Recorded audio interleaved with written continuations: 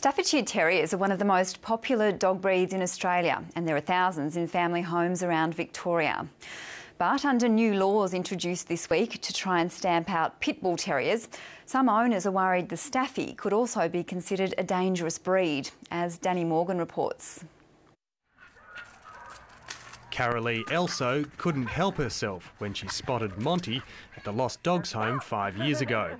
Yeah, it's over there, see, not real bright.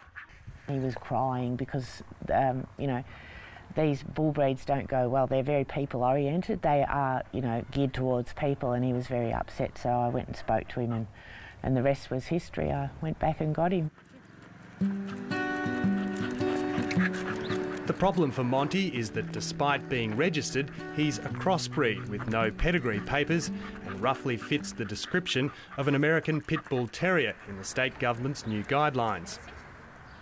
If a council ranger come and looked at him and did use the check sheet that appears to be what they're going to use, that he would tick a lot of the boxes and unfairly be blamed. He's a great dog, he's never done anything wrong. I believe I'm a responsible owner. The government says the guidelines will help councils identify potentially dangerous dogs that need to be kept under strict conditions. The unregistered pit bull cross that killed 4-year-old Ian Chol in her St Albans home last month is the type of animal being targeted. My view would be that if it quacks like a duck, if it swims like a duck, it is a duck. So if it fits the description of a pit bull type dog, if it is not registered as a restricted breed, it will be put down. But that's making many dog owners nervous, because the visual checks used to identify a pit bull also describe the attributes of the popular Staffordshire Terrier. If you cross an English Staffordshire Bull Terrier with a Labrador Retriever, that dog will look almost identical as what some would call a Pit Bull Terrier. Some people think that they're going to be able to come into your house, take your dog and kill it straight away. Owners point to similar guidelines issued by the Gold Coast City Council that led to a spike in legal challenges to dangerous dog rulings. But the new standards have been welcomed by the Brimbank City Council, which includes St Albans, where Ian Chol lived. It's just tragic. Responsible pet ownership is something that we need to work and very hard on and focus on. We do have a large number of unregistered dogs in Brimbank. Giving the animal management officers more certainty about what the characteristics of a restricted breed dog are is a good thing. Also giving them the capability to say, we think it fits this range of characteristics, we're going to err on the side of safety, we're going to pick it up.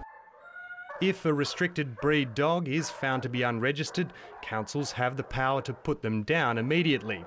Nick Foer says under the new guidelines, owners who do the right thing and register their dogs shouldn't worry about losing them.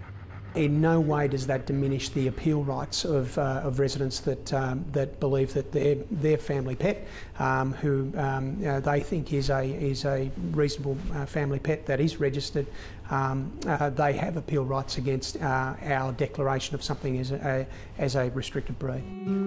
Is it? But a restricted breed stamp would force CAROLEE ELSO to house Monty in a cage and muzzle him in public. I don't think that people should have to go to those lengths for a dog that's done nothing wrong. I think they need to totally turn around and get away from the breed-specific legislation, and the real problem is the owners and how they treat their dogs, train their dogs. Graham Smith from the Lost Dogs home disagrees. He says pit bulls and others on the restricted breeds list are there for good reason. I think there are some dogs that are bad, and I think in the case of the pit bull terrier, I don't think we should give them any chances whatsoever. I think they're dangerous to the community. Something had to happen.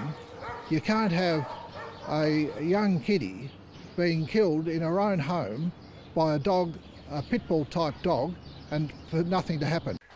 If the council does come knocking on CAROLEE ELSO's door, she's prepared to dig in and take the matter to court. The dog won't be going anywhere. You feel that strongly about it? I feel very strongly about it, and I think most reasonable owners do. But she does agree with the state government's plan to make owners criminally liable for the damage their dogs cause. Owners could be jailed if their dog attacks a human.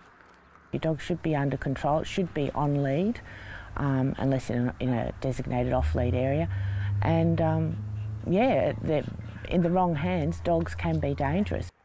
She says with Monty, she's got nothing to fear. He's my best mate. He's a good dog, very good dog.